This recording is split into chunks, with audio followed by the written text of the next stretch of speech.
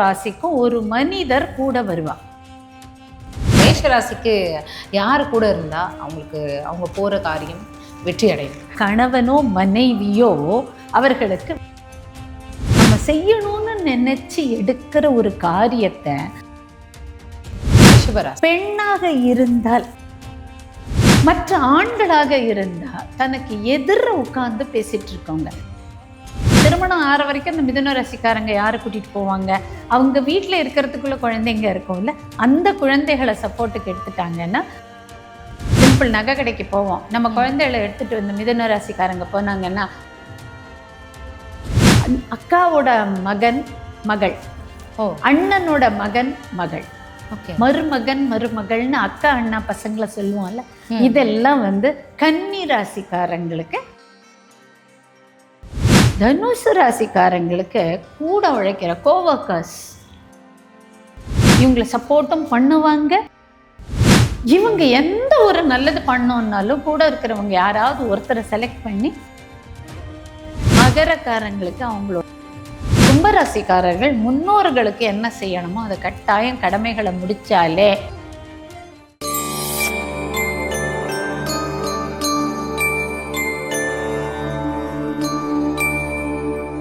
Temple express நேயர்கள் அனைவருக்கும் வணக்கம். இன்னைக்கு நம்ம கூட சுதா குமார் மேம் இருக்காங்க. அவங்க கிட்ட சூப்பரான விஷயத்தை பற்றி கேட்டு தெரிஞ்சுக்கலாம். அது என்னங்கிறத அவங்க கிட்டே கேட்கலாம் வாங்க. வணக்கம் மேம். வணக்கம். டெம்பிள் எக்ஸ்பிரஸ் நேயர்கள் அனைவருக்கும் வணக்கம். Super ma'am. லாஸ்ட் வீடியோவில் ஒரு ஹிண்ட் கொடுத்து கிளம்பிட்டீங்க. அது எங்களுக்கு மனசு போட்டு அரைச்சிட்டே இருந்தது. இந்த மாதிரி 12 ராசிக்கும் வெற்றி அடைகிறதுக்கு ஒரு இம்பார்ட்டண்ட்டான விஷயம் ஒன்று இருக்குது, அதை நான் அப்புறமா சொல்கிறேன் அப்படின்ட்டு போயிட்டு அந்த ரகசியத்தை கொஞ்சம் வெளியே சொன்னால் கொஞ்சம் யூஸ்ஃபுல்லாக இருக்கும். 12 ராசிக்கும் கொடுத்துடலாமா? 12 ராசி கொடுத்துடலாமா? நேயர்களுக்கு யூஸ்ஃபுல்லாக இருக்கட்டும்னு. கண்டிப்பாக மேம். அதாவது நம்ம இப்போ பெரியவங்களை ஒரு வீட்டை விட்டு வெளியே போகும்போது வீட்டில் இருக்கிற பெரியவங்க கிட்ட போய் ஆசீர்வாதம் வாங்கிட்டு வெளியே கிளம்புறோம். எதுக்கு? சாமி கும்பிட்டுட்டு வெளியே கிளம்புறோம். அந்த விஷயம் நல்லபடியாக நடக்கணும். இது மாதிரி ஒவ்வொரு ராசிக்கும் ஒரு மனிதர் கூட வருவார். நம்ம கடவுள் எப்படி நமக்கு ஹெல்ப் பண்ணுறாரோ அது மாதிரி, வீட்டில் இருக்கிற வயசானவங்க எப்படி நமக்கு ஹெல்ப் பண்ணுறாங்களோ அது மாதிரி, ஒவ்வொரு ராசிக்கும் ஆசீர்வாதம் தரக்கூடியவங்க அதாவது அவங்களோட சந்தோஷமான பிளெஸ்ஸிங்கோ சந்தோஷமான ப்ரெசன்ஸ் நம்ம பக்கத்தில் இருந்தாலோ நம்மளால் நம்மளுடைய செயல்களை வளமாக செய்ய முடியும் அப்படின்னு ஒரு டாபிக் இருக்குது. அந்த டாப்பிக்கை பற்றி தான் பேசிட்டு அப்புறம் இந்த கொடுக்கலாமேன்னு போனேன். Super ma'am. இது எப்படின்னா, இப்போ ஒரு ராசிக்கும் இவங்க கூட இருந்தால் அவங்க போகிற விஷயம் நல்லபடியாக முடியும், 100% முடியும். கரெக்ட் அப்படிங்கிறது தான். ஸோ இப்போ மேஷ ராசிக்கு யார் கூட இருந்தால் அவங்களுக்கு அவங்க போகிற காரியம் வெற்றி அடையும்? மேஷ ராசிக்காரர்களுக்கு கணவனோ மனைவியோ அவர்களுக்கு வெற்றியை தேடி தரக்கூடியவர்கள். இப்போது நம்ம ஒரு பிளாட் புக் பண்ண போகிறோம், ரெஜிஸ்ட்ரேஷன் பண்ண போகிறோம் அப்படின்னா, கணவனோ மனைவியோ, கணவி பேரில் பண்ணுறதா இருந்தால் மனைவியை கூட்டிகிட்டு போகலாம், மனைவி பேரில் பண்ணுறதா இருந்தால் கணவனை கூட்டிகிட்டு போகலாம். அங்கே ரெஜிஸ்டர் ஆஃபீஸில் போய் தொந்தரவுகள் இல்லாமல், அந்த லேண்டை நம்ம வாங்க தான் போகிறோமா இல்லையாங்கிற டைலமா இல்லாமல் நல்லபடியாக முடிச்சுட்டு வருவோம். ஸ்மூத்தாக முடியும். நம்ம செய்யணும்னு நினச்சி எடுக்கிற ஒரு காரியத்தை நல்லபடியாக பிரச்சனை இல்லாமல் செஞ்சு முடிக்கிறதுக்கு மேஷராசிக்காரர்கள் தன்னுடைய துணையின் துணையை எடுத்துக்கொண்டால், துணைவி ஆர் துணைவன் உடைய துணையை எடுத்துட்டா ஈஸியாக முடிச்சிடலாம். Super ma'am, super. இனிமே கோவப்பட்டா கூட அவங்கள கூட்டிகிட்டு போயிடுவாங்க போல. ஆமாம், மாதிரியான விஷயம் ஒத்துமையாயிடுவாங்கல்ல. கோவம் கூட உங்களுக்கு சாத்தமாக போயிடும்ல. இனிமே கணவன் மனைவிக்குள்ள ஒற்றுமை ஈஸியாக வந்துடும். கண்டிப்பாக வந்துடும். இது கேட்கும் போதே அவங்க ஒரு பிளானிங்கில் இருப்பாங்க, அடுத்த தடவை அமைதியாக தான் போகணும், கூட்டிகிட்டு போடுவாங்க. கரெக்ட். அடுத்தது ரிஷபராசி. ரிஷபராசிக்காரங்களுக்கு அதே மாதிரி பெண்ணாக இருந்தால் தன்னுடைய துணைவன், மற்ற ஆண்களாக இருந்தால் தனக்கு எதிர உட்கார்ந்து பேசிட்டு இருக்கவங்க. இப்போ நான் ரிஷபராசிக்காரங்க, நீங்கள் எதிர உட்காந்துருக்கீங்க, காயத்ரி வாங்கலேன், இங்கே ஒரு லேண்டு சொன்னாங்க, போய் பார்த்துட்டு வரலாமா அப்படின்னு உங்களை கூட்டிகிட்டு போகலாம். இது மாதிரி எதிர உட்காத்தி வச்சு மாமனோ மச்சானோ நம்மளுக்கு யார் பார்ட்னரோ இவங்களை எதிர உட்காத்தி வச்சு பேசிட்டு அவங்கள கூட கூட்டிகிட்டு போனால் வேலை நடந்துடும். கோர்ட்டு எந்த நேரமாக இருந்தாலும் யார் எதிர்க்க இருந்தாலும் அப்படி சொல்றீங்க?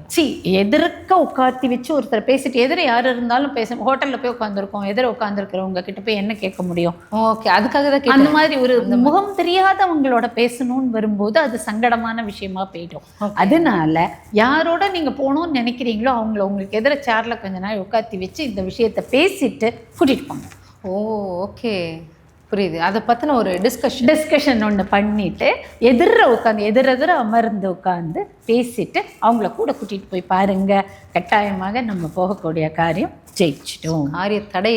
தடை இல்லாமல் விலகி நம்ம வேலை ஆறத்துக்கு உண்டான ஆசீர்வாதம்னு சொல்லலாமே. எப்படி நம்மளுடைய பெரியவர்களுடைய கடவுளுடைய ஆசீர்வாதம் நம்ம கூட இருக்கோ, அவர்களால் அனுப்பப்பட்ட தூதர்கள்னு சொல்லலாமே இவங்கள. Okay, super ma'am. நமக்காக வந்திருக்கிறவங்க சொல்லலாமே, அப்படி எடுத்துக்கலாம். Super ma'am. இப்போ ரிஷபம் தொடர்ந்து மிதுனம் மேம். மிதுன ராசி அன்பர்களுக்கு அவங்களுடைய குழந்தைகள் தேர்ந்து திருமணமாகாதவங்க இருப்பாங்கல்ல, அவங்க வீட்டில் யார் குழந்தையா இருக்காங்களோ, இப்போ எல்லாருக்கும் ஒரு 20-25 வயசுக்கு மேலே திருமணம் ஆறுது. இப்போ திருமணம் ஆற வரைக்கும் அந்த மிதுன ராசிக்காரங்க யாரை கூட்டிகிட்டு போவாங்க? அவங்க வீட்டில் இருக்கிறதுக்குள்ள குழந்தைங்க இருக்கும் இல்லை, அந்த குழந்தைகளை சப்போர்ட்டுக்கு எடுத்துட்டாங்கன்னா, ஒரு பரீட்சைக்கு போகிறாங்க அப்படின்னா அந்த குழந்தைகிட்ட போய் நான் எக்ஸாமுக்கு போகிறேன், ஆல் தி பெஸ்ட் சொல்லு அப்படின்னு ஜாலியாக கேட்டுட்டு அப்படி சொல்லிட்டு போகலாம். கல்யாணத்துக்கு போகிறோன்னா இந்த குழந்தைய அந்த கல்யாண மாப்பிள்ளையோ பொண்ணோ கூட கூட்டிகிட்டு போகலாம். தனக்கு பிறந்த குழந்தைகளை ஒரு இடத்துக்கு கூட்டிகிட்டு போகும்போது, இப்போ நான் சொன்ன மாதிரி சிம்பிள் நகை கடைக்கு போவோம், நம்ம குழந்தைகளை எடுத்துட்டு வந்து மிதுன ராசிக்காரங்க போனாங்கன்னா 1 பவுன் வாங்க வேண்டிய இடத்துல 4 பவுன் வாங்கிட்டு வருவாங்க. ஒரு கிரவுண்ட் வாங்கலான்னு போவோம், பக்கத்துல இன்னொன்று நல்லா இருக்கேன், இந்த சோளம் நல்லா இருக்கேன், இதை கூட புக் பண்ணிட்டு வரலாம். நிச்சயமா அவங்களுடைய அருமை, அவங்களுடைய பெருமை எல்லாம் இந்த குழந்தைகள் மூலியமாக வெளிப்படும். இதுக்கு அங்க இருக்கக்கூடிய நட்சத்திரங்களும் இந்த ஹெல்ப் பண்ணும் நமக்கு. ஒவ்வொரு ராசிலையும் 9 நட்சத்திர பாதங்கள் இருக்கு இல்லையா, அது எந்த பாதம் என்ன மாதிரி எதோட கனெக்ட் ஆகுதோ அதை வச்சு இந்த ஆசீர்வாதத்தை எடுக்கிறோம். எவ்வளவு பெரிய விஷயம் இது. ஆமா, மிதுன ராசிக்காரங்களுக்கு குழந்தைகள் தான் வந்து ஆசீர்வாதம் தரக்கூடியவர்கள். குழந்தைகளை முன்ன வச்சு நம்ம எந்த காரியம் செஞ்சாலும் நடந்துரும்.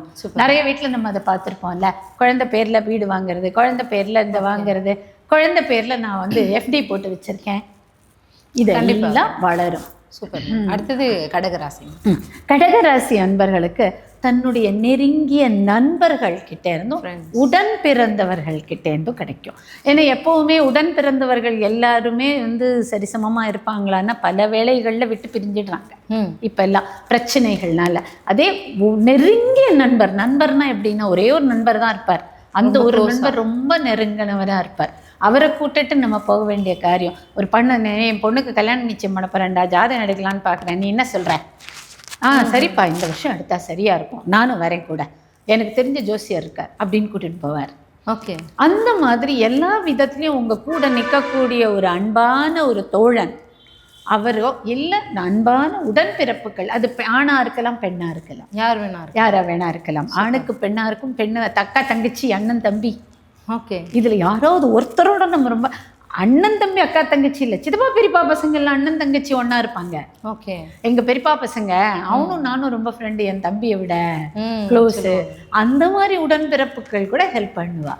கடக ராசிக்கு உடன்பிறப்புகள் அண்ட் ஃப்ரெண்ட்ஸ். இப்போ நீங்க சொல்லும்போது ஒரு டவுட்டு, இப்போ ஃப்ரெண்ட்ஸ் வராங்க, ஃபேமிலி மெம்பர்ஸும் கூட வராங்க.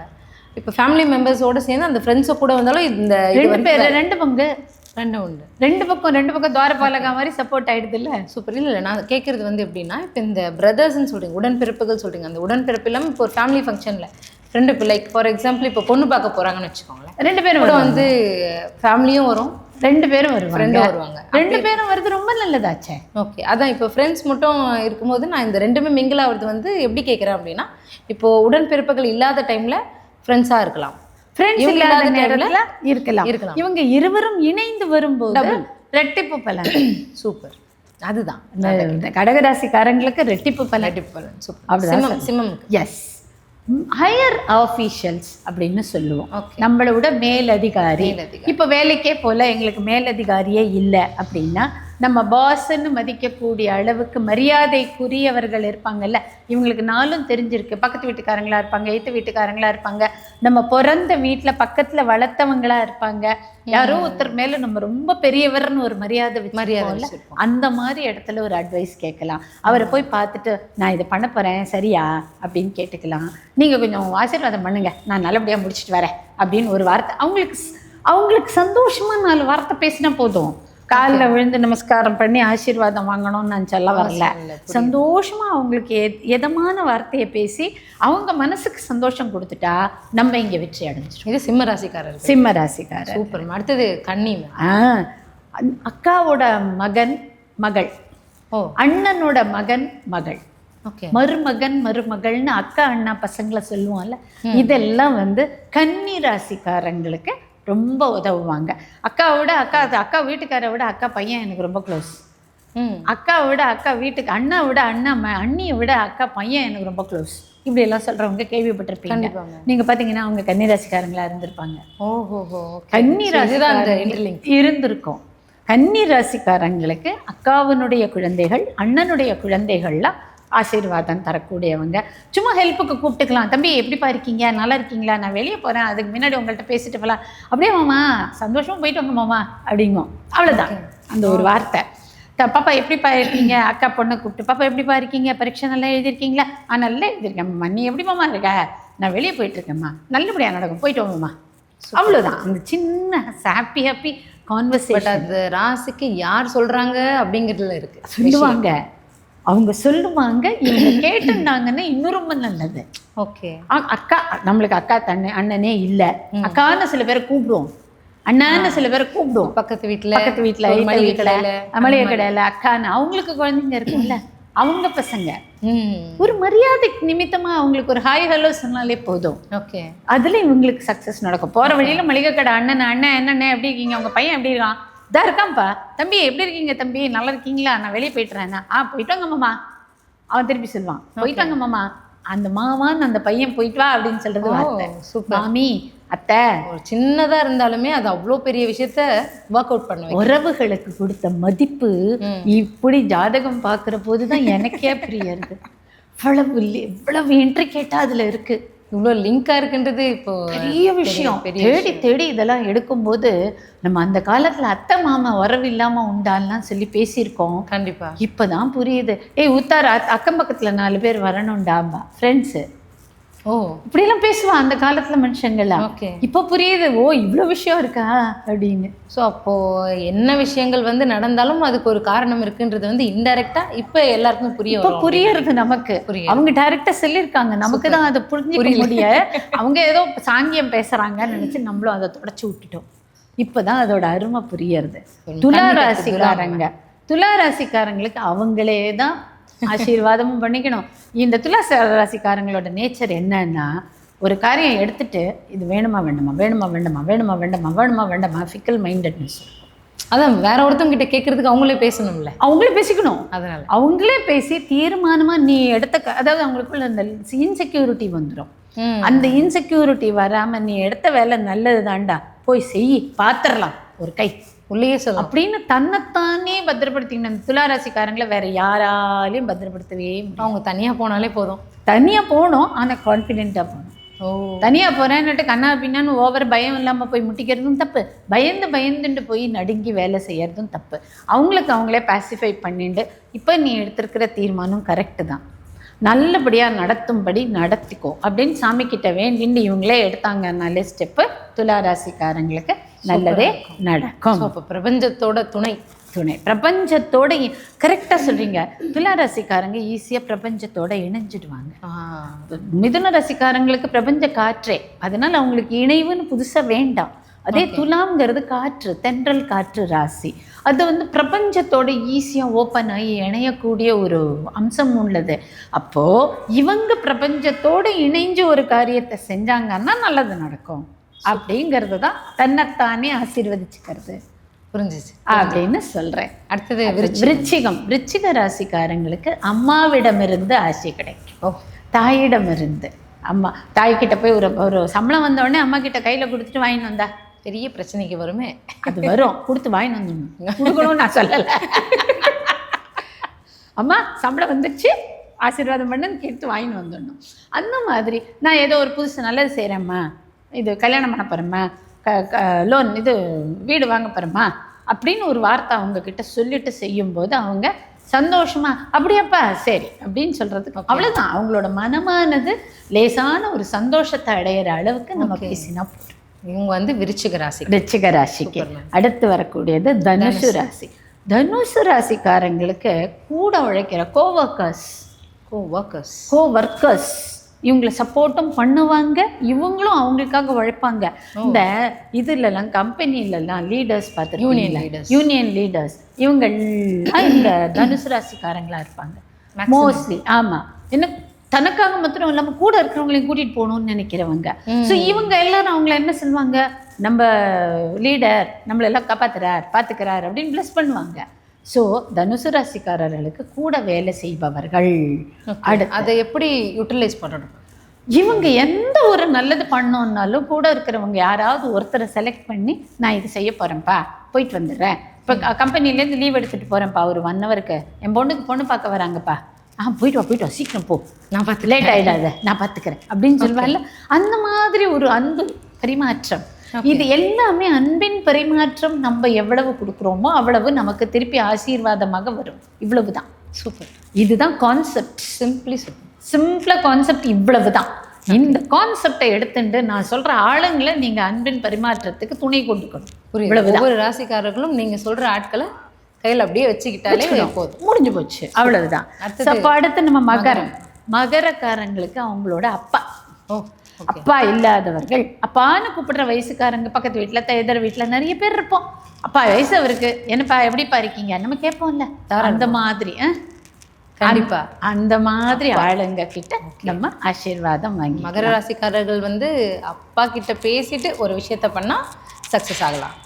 அப்பாவிடம் அன்பின் பரிமாற்றம் முடிஞ்சு. அடுத்தது கும்பராசி.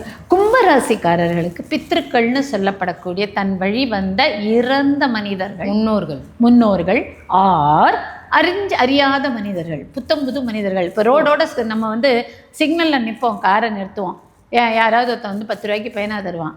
பேனா என்ன இல்லைப்பா, 10 ரூபாப்பா, நான் ஒரு 4 பேனா கூட சும்மா நம்மளுக்கு பேனா தான் வாங்கியிருப்போம். அந்த மாதிரி வாங்கிட்டு அவன் வந்து நல்லா இருங்க சாமி அப்படின்மா. ஓகே இது விவரம் தெரியாத ஒரு மனிதர்கள் ஹெல்ப் பண்ணும்போது நம்ம ஆசீர்வாதம் பண்ணுறாங்க பாருங்க, அது நம்முடைய முன்னோர்கள். கும்பராசிக்காரர்கள் முன்னோர்களுக்கு என்ன செய்யணுமோ அதை கட்டாயம் கடமைகளை முடிச்சாலே கும்பராசிக்காரர்கள் வாழ்ந்துருவாங்க. குலதெய்வங்கள் வழிபாடு, அவங்களோட திதி தர்ப்பணம், இந்த மாதிரியான விஷயங்கள் எல்லாத்தையுமே சரியா பண்ணிட்டாலே போதும். அதுவே அவங்களுக்கு ஆசீர்வாதம் தான். எல்லாரும் பண்றாங்க. இதுல கும்பராசிக்காரங்களுக்கு இதுவே பெரிய பலம். இது வந்து பயங்கர பிளெஸிங்ஸா இருக்கு, பலம். கும்பராசிக்காரங்க ஆனா என்ன பண்றாங்க, பல பேர் இதை பண்ணாம விட்டுடுறாங்க. அதுவே அவங்களுக்கு பிரச்சனையாகவும் புரியுது. இப்போ நீங்க சொல்றது எல்லாமே வந்துட்டு ஆடட் வேல்யூ. இது பண்ணிட்டா சீக்கிரம் நடக்கும் அப்படிங்கறத, பண்ணாம இருக்கிறத விட பண்ணிட்டா நல்லது நடக்கும். இப்ப வந்து சில பேர் வந்து தன்னுடைய அம்மாவை கவனிக்காம இருக்காங்க, அப்பாவை கவனிக்காம இருக்காங்க. அப்படி இருக்கிறவங்க ஒருவேளை இந்த ராசிக்காரங்களா இருந்தா பண்ணிட்டாங்க அப்படின்னா விருச்சிக ராசிக்காரங்க அம்மாவை கவனிச்சுப்பாங்க, நம்ம மகர ராசிக்காரங்க அப்பாவை கவனிச்சுப்பாங்க, மேஷ ராசிக்காரங்க மனைவியை கவனிச்சுப்பாங்க. அது மாதிரி குழந்தைகளை கவனிச்சுக்கிறவங்க, இது எல்லாமே நம்மளை சுற்றி இருக்கக்கூடிய மனிதர்கள் தான். கும்பராசிக்காரங்க முன்னோர்களுக்கு செய்ய வேண்டியதை தடையில்லாம செய்யணுங்கிறது தான் இதுலேருந்து நம்ம எடுத்துக்கிற பாடம். Okay ma'am. இப்போ கும்பம் தொடர்ந்து கடைசி ராசியா மீன ராசிக்காரங்களுக்கு அந்த பார்ட்னர்ஸ்னு சொல்லுவோம்ல, ஒர்க்கிங் பார்ட்னர்ஸ், அப்புறம் மோஸ்ட்லி பார்ட்னர்ஸ், அந்த பார்ட்னர்ஸ் தான். நம்ம கணவன் மனைவி எல்லாம் முன்னாடியே தாண்டி வந்திருக்கோம், அவங்க இல்லை. மோஸ்ட்லி ஒர்க்கிங் பார்ட்னர்ஸ் கூட, அதாவது அந்த நம்ம டீம் லீடர்ஸ்னு வச்சுப்போமே, டீம் லீடர்ஸுக்கு அவங்களுக்கு சரியான இன்னொரு பார்ட்னர் இருப்பாங்க. இவங்க டெக்னிக்கலாக ஒர்க் பண்ணுவாங்க, அவங்க வந்து வேற ஏதாவது ஒரு இது ஹெச்ஆர்ல ஒர்க் பண்ணுவாங்க. இவங்க 2 பேரும் கிட்டத்தட்ட ஒரு லெவல்ல இருப்பாங்க. அந்த மாதிரி இன்னைக்கு இருக்கிற ஈக்குவல் டெசிக்னேஷன்ல இருக்கக்கூடிய ஒர்க்கிங் பார்ட்னர்ஸ். இனி எல்லா இடத்துலையுமே ஒருத்தரே எந்த விதத்திலையும் இண்டிபெண்டா எதையுமே செய்ய முடியாது. we are always interdependent. அந்த இன்டர்டிபெண்டன்சியில நமக்கு சரியா வேலை செய்யக்கூடியவங்களுடைய அன்பை பரிமாற்றமா எடுத்துட்டோம்னா நமக்கு வாழ்க்கையில் நிறைய விஷயங்களில் மாற்றங்கள் வரும். மீனராசிக்கு ஸோ இப்போ மேஷத்துலேருந்து மீனம் வரைக்கும் எதை செஞ்சால் அவங்களுக்கு நல்லதுங்கிறத சொல்லிட்டோம். சூப்பர். அவங்கவுங்க செஞ்ச வாழ்க்கையில் வளமாக வாழ வேண்டியது அவங்க பொறுப்பு. கண்டிப்பாக மேம். இது ஆல்ரெடி பண்ணிட்டு இருக்கிறவங்களுக்கு சூப்பராக விஷயங்கள் நடக்குதுன்றதுக்கான காரணம் என்னங்கிறது இப்போ தெரிய வந்திருக்கும். கரெக்ட். தெரியாதவங்களுக்கு ஒரு விடையாகவும் இது கரெக்ட். ஸோ இதுக்கப்புறமா வந்துட்டு கேட்டுட்டு ஒரு டிப்ஸாகவும் இருக்கும் இந்த வீடியோ பார்க்குறது. இது வழிபாடுன்னு முறைகள் எதையும் நம்ம சொல்லலை, பின்பற்ற. ஸோ அதனால உங்களுக்கு இன்னாருக்குன்னு இல்லாமல் ஓகே, உலகில் பிறந்த அத்தனை பேருக்கும் ஏற்றதான ஒரு விதமான ஒரு டிப்ஸ்ன்னு சொல்லலாம். அதான் மேம், கண்டிப்பாக ரொம்ப சூப்பரான வந்துட்டு ஒரு வீடியோவாக இருக்கும் அப்படின்னு நினைக்கிறேன். இது பார்க்குற நிறைய பேருக்கு யூஸ்ஃபுல்லாக இருக்கும்னு நம்புறேன். Thank you so much. யூஸ் பண்ணட்டும். வாழ்க வளமுடன். தேங்க்யூ. தேங்க்யூ.